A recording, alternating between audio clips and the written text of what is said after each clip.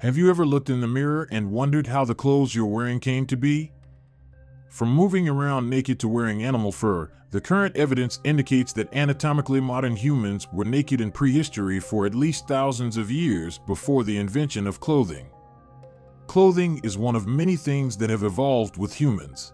The wearing of clothing is exclusively a human characteristic and is a feature of most human societies.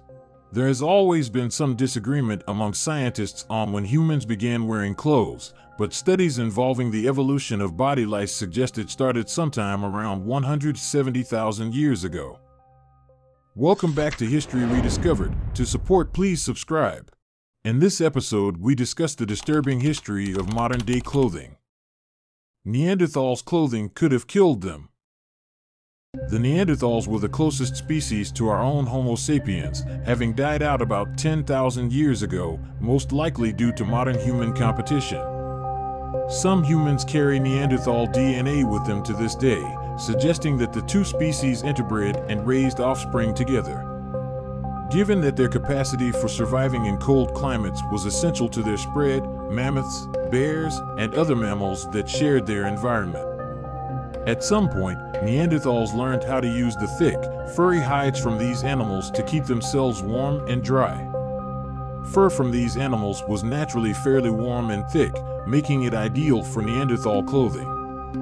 Because they were shorter and squatter than our own ancestors and hence lost less heat, Neanderthals probably needed less clothing than our own species.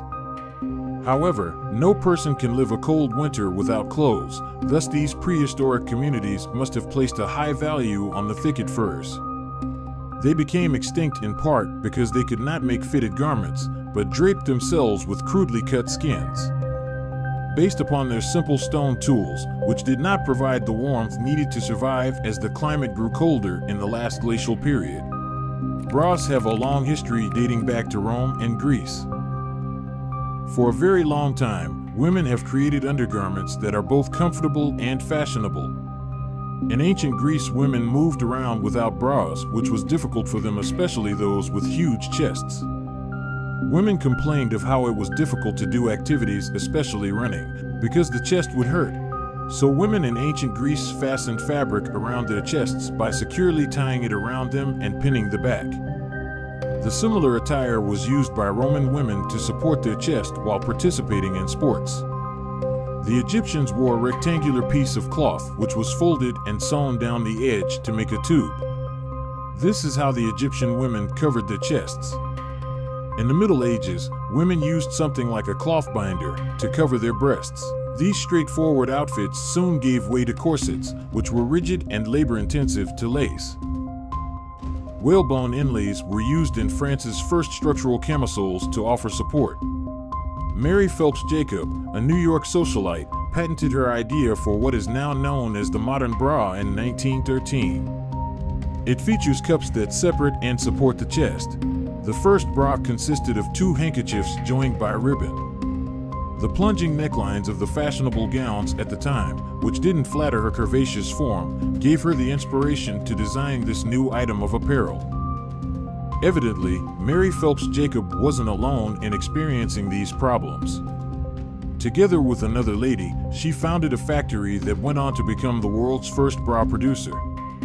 Jacob subsequently adopted the name Caris Crosby and rose to prominence as a literary publisher and patron of the arts. Chinese judges from the 13th century wore sunglasses to conceal their facial expressions. In today's day and age, sunglasses are a key part of our wardrobe, but to look at their origin, sunglasses were never meant to be the part of wardrobe. Sunglasses were worn by 12th century Chinese judges in order to hide their eyes and expressions in the courtroom so that their facial expressions cannot be read by anyone. Chinese judges in the 13th century were experts at the poker face long before Lady Gaga wrote a song about it, and even before poker was created in 1829. The glasses were made from smoky quartz. This prevented the defense from observing their facial expressions throughout a trial or questioning. It is believed that eyeglasses were first created by Salvino d'Armati in Italy during the 13th century. A precursor of sunglasses was also developed by the Inuit people in the late 19th century.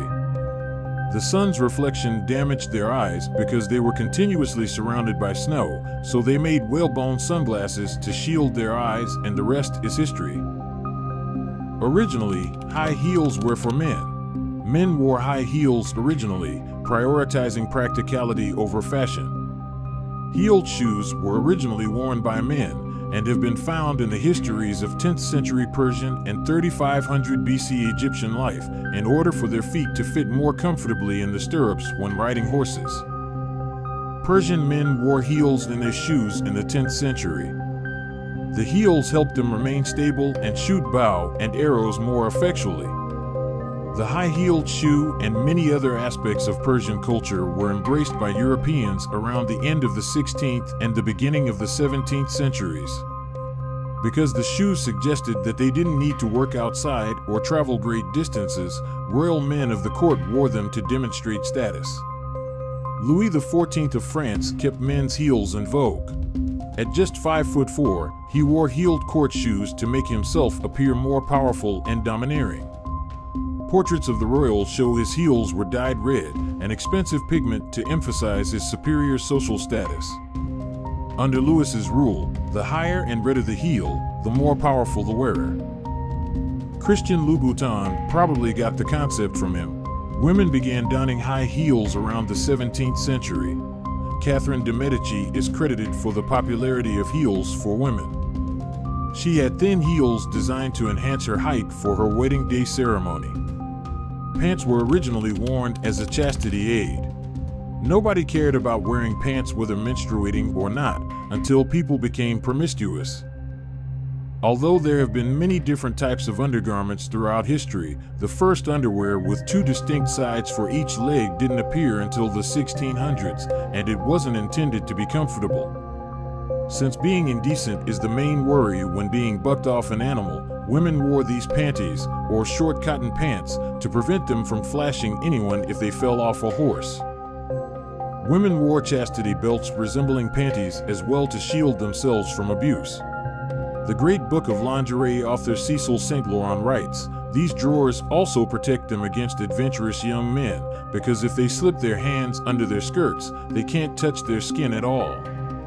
Women's undergarments advanced and became more constrictive over time, including corsets, whalebone frames, and bum rolls to give their skirts more volume. As may be seen in this 1874 image of a ladies' clothing reform conference at Boston's Freeman Place Chapel, things started to alter at the turn of the 20th century. Men wore leggings for the first time in Scotland in the 14th century. Leggings weren't simply fashionable recently, they were huge in medieval Scotland. Surprisingly, only guys were seen wearing these leggings. Chain mail or leather were used to make the earliest leggings, which sounds terribly uncomfortable. Leggings made of wool were eventually worn by men under their clothing for additional warmth during the Renaissance when individuals finally had enough. Back ago, women typically avoided exposing their legs in public. In Europe in the 14th century, if a woman wore leggings, her elders may pass out in disbelief. Thank goodness, women can now choose to wear leggings whenever they choose.